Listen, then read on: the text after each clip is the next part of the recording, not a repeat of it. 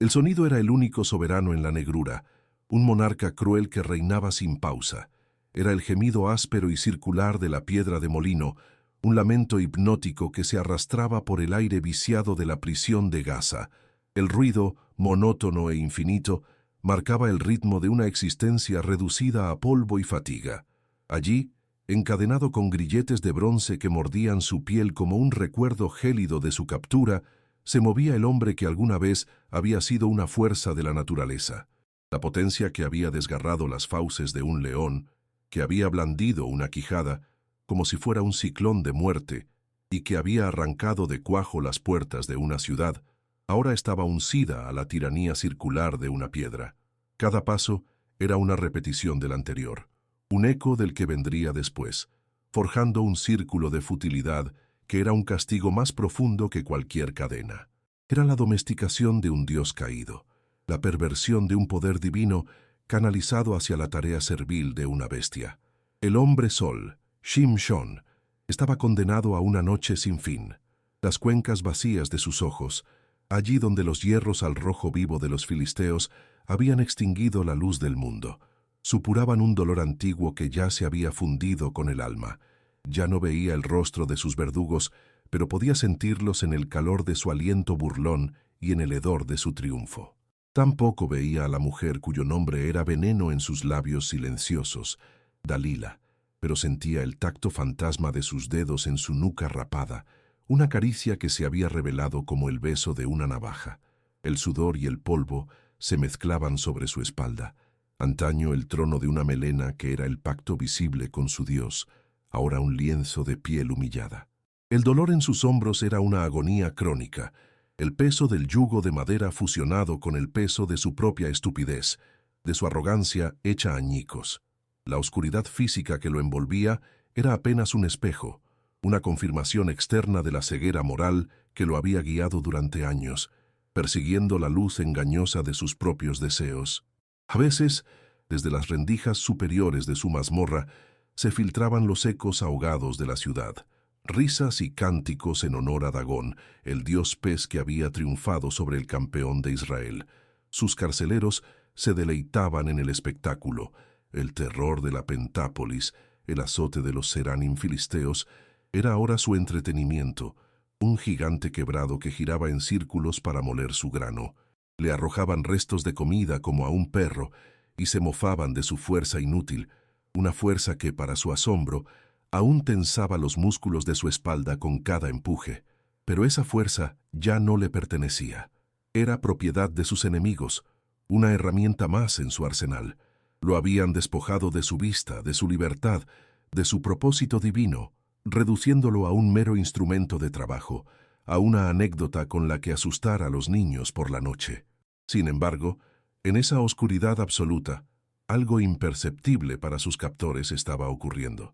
En la quietud de su desesperación, mientras el mundo exterior se desvanecía en un murmullo y el único universo era el círculo de piedra que pisaba, sentía algo nuevo.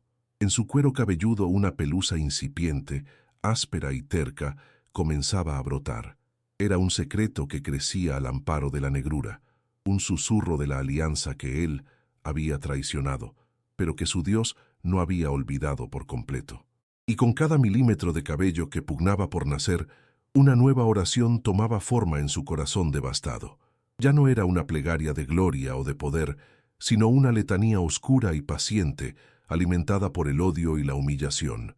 Una plegaria de sangre que se formaba en silencio, al compás de la piedra, esperando la última y terrible aurora.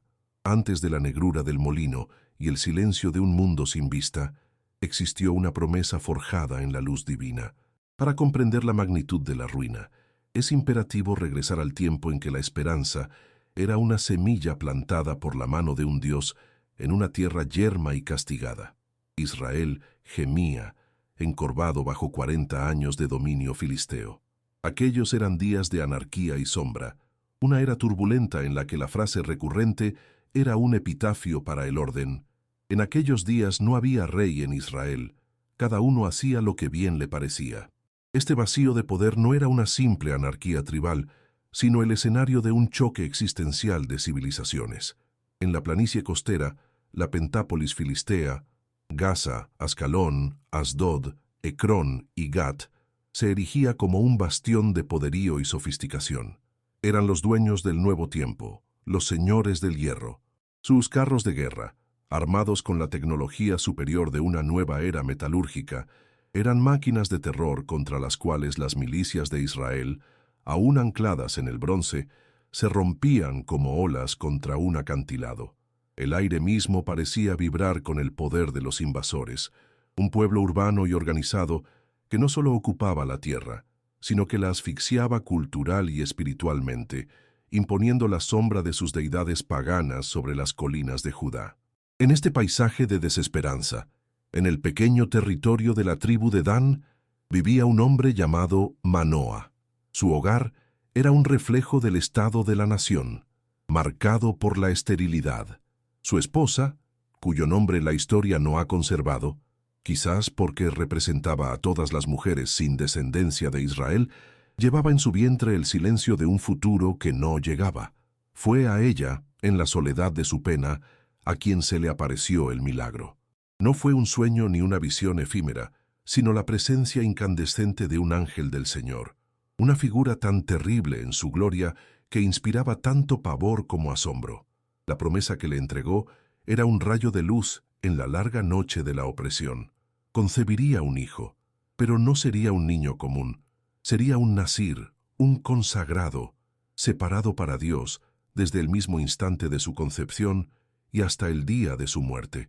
El voto no sería una elección personal, sino un destino impuesto, una marca indeleble de propiedad divina. Las reglas eran absolutas, diseñadas para crear una santidad visible. Ninguna navaja tocaría jamás su cabeza, pues su cabello sería la corona de su pacto. Ningún producto de la vid, ni vino, ni uva, pasaría por sus labios para mantener su espíritu libre de la intoxicación mundana. Y ninguna cercanía con la impureza de un cadáver mancharía su cuerpo, el templo de un poder sagrado. Su propósito fue declarado con una claridad atronadora. Él comenzará a salvar a Israel de manos de los filisteos. Y así, en el momento designado, nació el niño. Le dieron por nombre Shimshon, Sansón, un nombre que era en sí mismo una profecía, una declaración de intenciones cósmicas, pues derivaba directamente de la palabra hebrea para sol, Shemesh. Él era el pequeño sol, el hombre solar de Israel, destinado a ser una fuerza radiante que disiparía las tinieblas de la tiranía filistea. En su infancia, una vitalidad sobrenatural parecía emanar de él. No era la energía bulliciosa de un niño sano, sino algo más profundo, una fuerza latente que vibraba bajo su piel, una promesa de poder que aún no encontraba cauce. Crecía bajo la mirada atenta de sus padres, un enigma viviente cuya melena, que se espesaba con los años en 7 trenzas pesadas, era un recordatorio constante de su extraña y solitaria consagración. El Espíritu del Señor comenzó a agitarlo en sus años mozos, incitándolo con una inquietud divina, un anhelo de acción que él mismo no comprendía del todo. Era como sentir el calor de una estrella atrapado en un cuerpo mortal, una energía que buscaba desesperadamente una fisura por la cual estallar. La promesa de su nombre brillaba con una pureza casi insoportable, la esperanza de una nación entera depositada en la figura de un solo joven. La primera manifestación de esa gloria terrible ocurrió en el camino a Timna. Ya un hombre joven, su corazón, guiado por sus ojos, se había prendado de una mujer filistea. Fue esta la primera nota disonante en la sinfonía de su vida, el primer indicio de que su consagración a Dios estaría en perpetua guerra con sus pasiones terrenales. Mientras se dirigía a reclamar a su amada, ignorando los ruegos de sus padres que le imploraban que eligiera una esposa de su propio pueblo, un joven león, epítome de la fuerza salvaje, le salió al paso rugiendo. No hubo tiempo para el miedo ni para la duda. En ese instante el Espíritu del Señor descendió sobre Sansón como una tormenta de fuego. No fue una adición de fuerza a su fuerza, sino una posesión total. El mundo se ralentizó, los sonidos se apagaron y solo existieron sus manos y la bestia. Con una facilidad que habría helado la sangre de cualquier observador, tomó al león por las fauces y lo desgarró como si se tratara de un trozo de tela. El crujido de los huesos y el desgarro de la carne fueron los únicos sonidos en el silencio que siguió. Cuando el espíritu lo liberó, se encontró de pie con las manos manchadas de sangre, el cadáver del depredador a sus pies y una nueva y aterradora conciencia de lo que habitaba en él. Era un poder absoluto, divino, incontenible. Esta hazaña, realizada en secreto, fue la cumbre de su promesa pura, el momento en que su nombre, Hombre Sol, pareció cumplirse en todo su esplendor. Sin embargo, la sombra de la tragedia ya se proyectaba, larga y afilada, desde el objeto mismo de su viaje. Su obstinada demanda por la mujer de Timna reveló la primera y más profunda fisura en su ser. A la súplica de sus padres, «No hay mujer entre las hijas de tus parientes, o en todo nuestro pueblo, para que vayas a tomar mujer de los filisteos incircuncisos». Su respuesta fue un manifiesto de su carácter: «Tómamela, porque ella agrada a mis ojos». Era la confesión de una vida que sería gobernada no por el pacto, sino por el apetito, no por la fe, sino por la vista. En esa frase residía el germen de su caída. El hombre sol, destinado a ser la luz de su pueblo, demostraba estar ya cegado por sus propios destellos de deseo. La misma fuerza que lo convertía en un campeón divino era la que alimentaba una arrogancia que lo llevaría a creer que podía danzar en el fuego sin quemarse, que podía abrazar al enemigo sin ser traicionado. Y así, en el mismo aliento de su primera gran proeza, sembró la semilla de su destrucción, iniciando un camino donde la línea entre el libertador sagrado y el esclavo de sus pasiones se volvería, trágicamente, invisible. La tragedia de Sansón no fue una caída súbita, sino una lenta y deliberada demolición, construida por él mismo, ladrillo a ladrillo, con la argamasa de su propia arrogancia.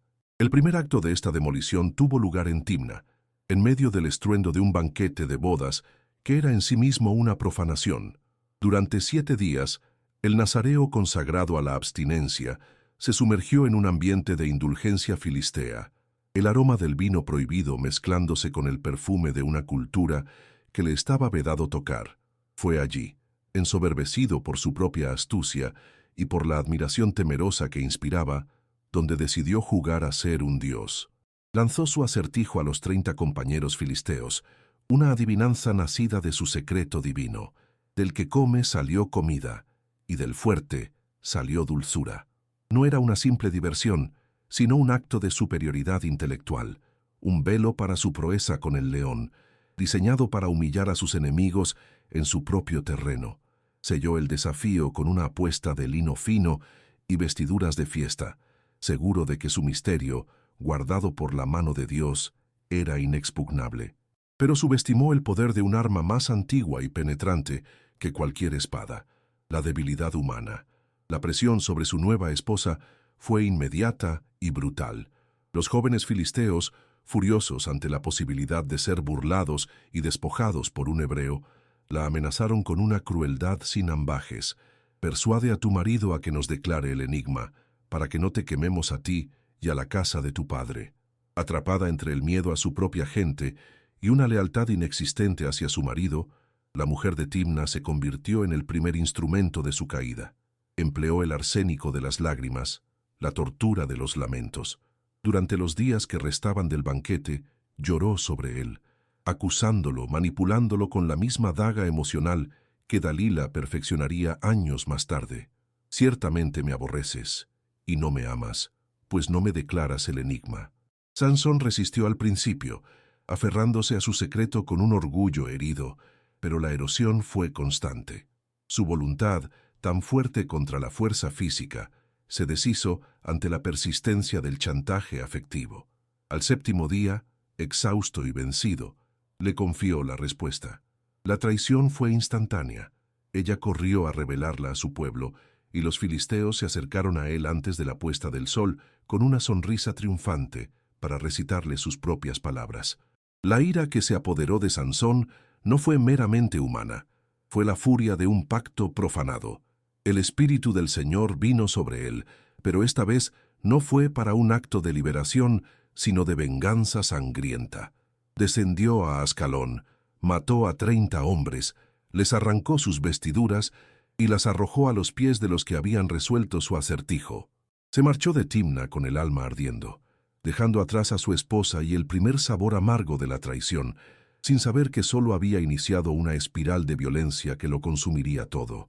El tiempo, que debía sanar la herida, solo la infectó. Cuando su ira se aplacó y decidió regresar por su esposa, se encontró con una puerta cerrada y con la noticia de una nueva traición, aún más mundana y cruel. Su suegro, en un acto de pragmatismo cobarde, la había entregado a otro hombre, al que había sido su amigo y padrino. La humillación fue absoluta. La venganza que concibió entonces no fue impulsiva, sino una obra de arte de la destrucción, una represalia de escala apocalíptica. Capturó 300 zorras, un ejército de bestias salvajes, y las ató en pares por la cola, amarrando una antorcha encendida entre cada una. Luego, las soltó en los campos de los filisteos. Fue una visión infernal, cientos de puntos de fuego corriendo en la noche, devorando las cosechas maduras, los viñedos, los olivares.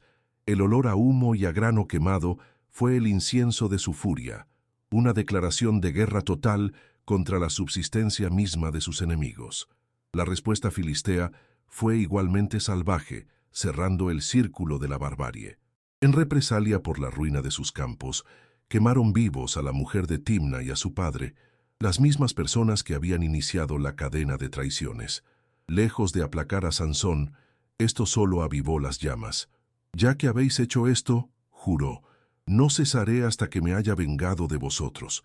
Y desató sobre ellos una gran matanza, convirtiéndose en un paria, un demonio errante temido tanto por filisteos como por hebreos. Fue entonces cuando experimentó la más dolorosa de las traiciones. Refugiado en la cueva de la peña de Etam, aislado en su furia, fue encontrado por su propio pueblo. 3000 hombres de la tribu de Judá ascendieron para confrontarlo, no para unirse a él, sino para entregarlo. Sus palabras fueron el eco de un pueblo esclavizado y resignado. ¿No sabes tú que los filisteos dominan sobre nosotros? ¿Por qué nos has hecho esto? En ese momento, Sansón estaba verdaderamente solo, un campeón sin nación, un libertador repudiado por aquellos a quienes debía salvar. En un acto de desprecio casi suicida, permitió que lo ataran con cuerdas nuevas, dejándose entregar a sus enemigos, que lo esperaban en Lehi con gritos de júbilo. Pero el pacto de Dios, aunque tensado, aún no estaba roto. Cuando los filisteos se abalanzaron sobre su presa atada, el Espíritu del Señor vino sobre él con un poder cataclísmico. Las cuerdas se derritieron de sus brazos como hilos de lino quemados. Miró a su alrededor y en el suelo polvoriento encontró su arma, una quijada de asno, aún fresca. Al tocarla, cometió otra transgresión flagrante de su voto de nazareo, abrazando la impureza de la muerte. Y con esa herramienta innoble se convirtió en un torbellino de aniquilación. La matanza fue brutal, un caos de huesos rotos y cráneos aplastados. Cuando el polvo se asentó, 1000 hombres yacían muertos a su alrededor. El cenit de su poder arrogante llegó poco después en Gaza, donde, tras ser encerrado en la ciudad, se levantó a medianoche, arrancó las puertas de la muralla con todo y postes y cerrojo, se las echó al hombro y las transportó hasta la cima de un monte, en un acto de desprecio absoluto que dejó a la superpotencia filistea humillada y sin palabras. Pero la arrogancia es la antesala de la ruina, y la ruina de Sansón tenía un nombre: Dalila. En el valle de Sorek, un lugar asociado con vides selectas, encontró a la mujer que sería su perdición. Ella era diferente de la campesina de Timna. Era una criatura de la ciudad, sofisticada, consciente de su poder, una verdadera femme fatale. Los seránim de los filisteos, los príncipes de la Pentápolis, la abordaron no con amenazas, sino con un contrato. La oferta era astronómica: 1100 siclos de plata de cada uno de ellos, una fortuna que podría comprar reinos a cambio de un solo secreto. La motivación de Dalila, sellada por la plata, fue la codicia, pero quizás también una fría lealtad a su propio pueblo. Se convirtió en la arquitecta de una guerra psicológica, la única batalla para la que Sansón no estaba preparado. El asedio a su alma fue metódico y despiadado. La primera vez, ella le preguntó por el secreto de su fuerza. Él, jugando, le mintió. Si me atan con 7 mimbres verdes que aún no estén secos, seré como cualquier hombre. Ella lo hizo mientras él dormía, pero él los rompió como si fueran hilos. El juego lo divertía.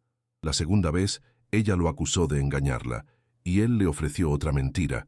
Si me atan con cuerdas nuevas que nunca se hayan usado.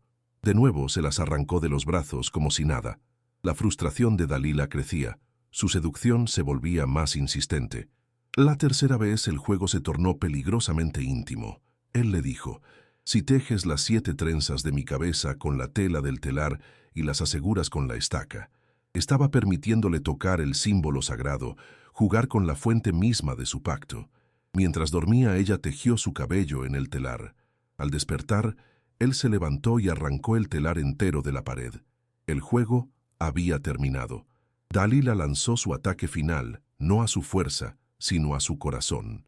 Abandonó la estrategia y desató la artillería de la manipulación emocional. Día tras día, lo presionaba, lo atormentaba con sus palabras, llorando, acusándolo con la frase que finalmente quebraría su espíritu. ¿Cómo puedes decir, yo te amo, cuando tu corazón no está conmigo? Ya me has engañado 3 veces. La narración bíblica es devastadora en su simplicidad. Y aconteció que, presionándole ella cada día con sus palabras e importunándole, su alma fue reducida a mortal angustia. Vencido no por un ejército, sino por el agotamiento emocional, Sansón se rindió. Le descubrió todo su corazón. Le confesó el secreto de su nazareato, la historia del ángel, el pacto de su cabello intocado. Le entregó el arma de su propia destrucción, cambiando su primogenitura divina por la falsa promesa de paz en el regazo de una mujer.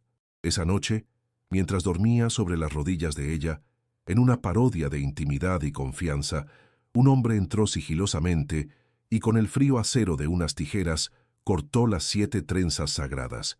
El acto fue silencioso, rápido y definitivo.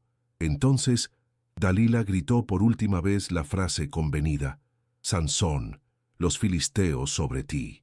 Él despertó de su sueño y dijo para sí, con la confianza nacida de la costumbre: saldré como las otras veces y me escaparé. Pero entonces ocurrió el hecho más terrible de su vida. Un evento interno, silencioso y absoluto. Se puso en pie, tensó los músculos, se preparó para el estallido de poder divino y no sintió nada. Una quietud vacía, un silencio aterrador de Dios. En ese instante, la verdad lo golpeó con la fuerza de 1000 ejércitos. Él no sabía que el Señor se había apartado de él. El pánico helado reemplazó a la fuerza, la confusión a la confianza. Era un hombre común, y los filisteos por primera vez no encontraron resistencia.